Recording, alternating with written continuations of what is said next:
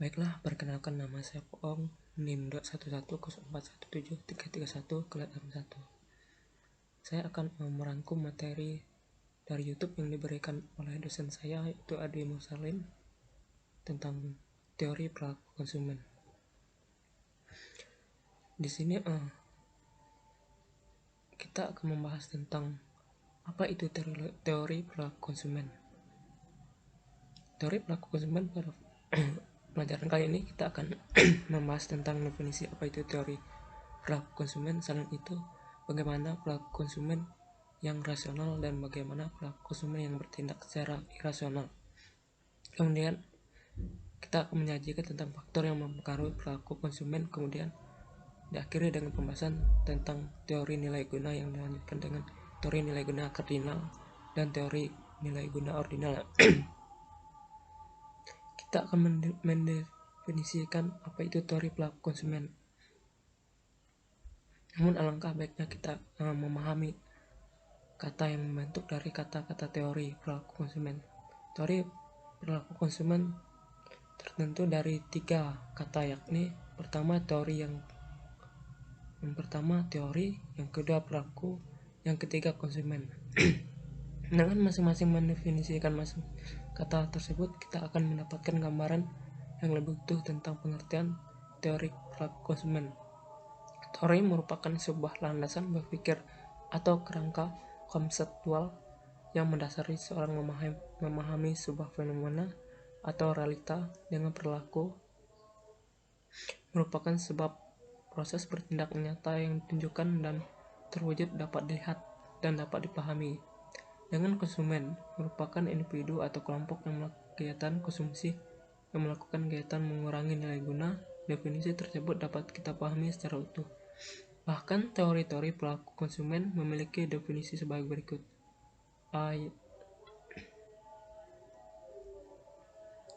Dengan menggunakan 3 sudut pandang, analisis sudut pandang ini yakni pertama, kita memahami bagaimana perilaku konsumen sebelum konsumen melakukan pembelian.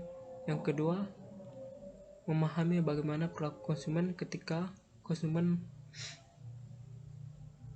akan membeli, dan yang ketiga, apa yang dilakukan konsumen pasca melakukan pembelian.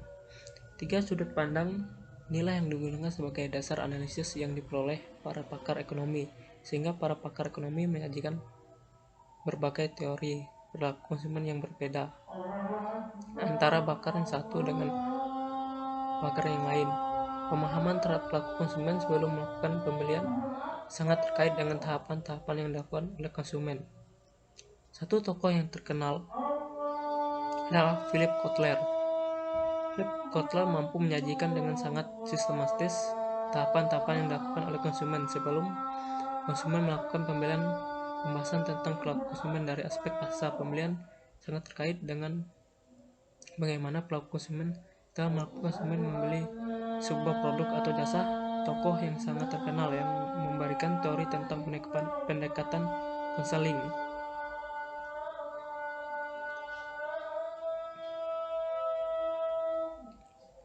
Analisisnya dengan menggabungkan 3 variabel penting. Variabel pertama adalah anggaran, yakni terkait dengan beberapa banyak anggaran yang dimiliki konsumen untuk belanja, untuk membeli barang atau jasa. Kemudian faktor berikutnya terkait dengan kuantitas atau beberapa banyak jumlah barang atau jasa yang dapat dibeli oleh konsumen dan bersedia dibeli oleh konsumen. Variabel terpenting adalah kepuasan, yakni terkait dengan ukuran beberapa puas konsumen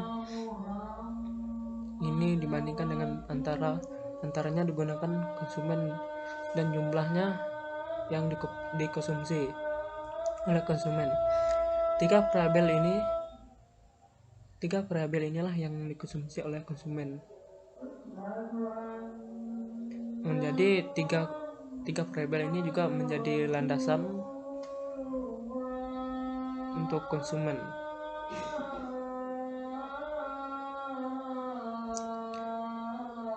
Sebagai analisis teori nilai guna, yakni nilai guna ordinal dan kardinal, ada perdebatan menarik yang mencoba memahami sejatinya perilaku konsumen tersebut apakah bersifat rasional atau sebaliknya. Mereka bertindak secara irasional pada pakar ekonomi. Tidak dapat menentukan dengan pasti apakah konsumen bertindak sebagai individu yang irasional ataupun sebagai individu yang rasional. Seorang terkadang bersikap dan bertindak secara rasional, namun di sisi yang lain, para konsumen justru bersikap sebaliknya. Mereka bertindak sebagai konsumen yang irasional. Dalam melakukan tindakan konsumsi, mereka selalu menuruti dan mempertimbangkan segala sesuatu yang mereka lakukan. Rasional memiliki 4 ciri utama perilaku. Pertama, mereka mengonsumsi hanya berdasarkan kebutuhan mereka.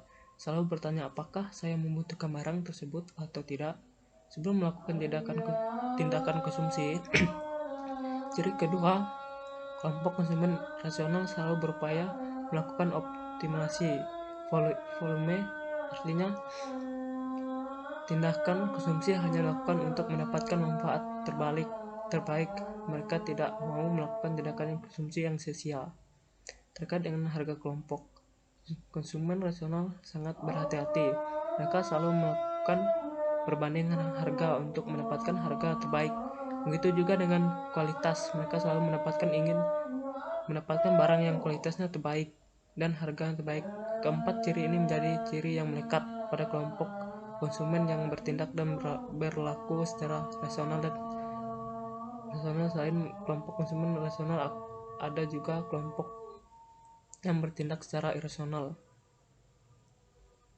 Konsumen ini cenderung melakukan konsumsi dikarenakan oleh pengaruh orang lain. Setiap tindakannya ingin meniru dan mengikuti apa yang dilakukan oleh orang lain. Faktor kedua, mereka mengkonsumsi kalau suatu berdasarkan keinginan mereka dengan gengsi. Mereka tidak pernah peduli apakah mereka membutuhkan barang tersebut atau tidak, apakah barang tersebut bermanfaat atau tidak. Intinya gengsi nomor satu lah ibaratnya. Terkadang mereka ini membutuhkan promosi yang menarik, akan membeli,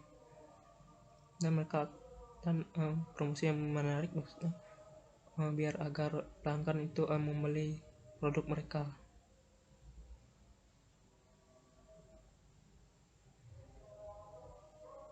Ada 4 faktor yang penting. Yang pertama, faktor sosial, yakni terkait dengan keberadaan lingkungan sosial orang-orang terdekat yang berada di lingkungan konsumen mereka. Inilah yang mempengaruhi perilaku konsumsi seseorang. Yang kedua, faktor kultural, adat istiadat, budaya yang ada di sekitar mereka punya pengaruh besar terhadap perilaku konsumsi seseorang. Itu faktor.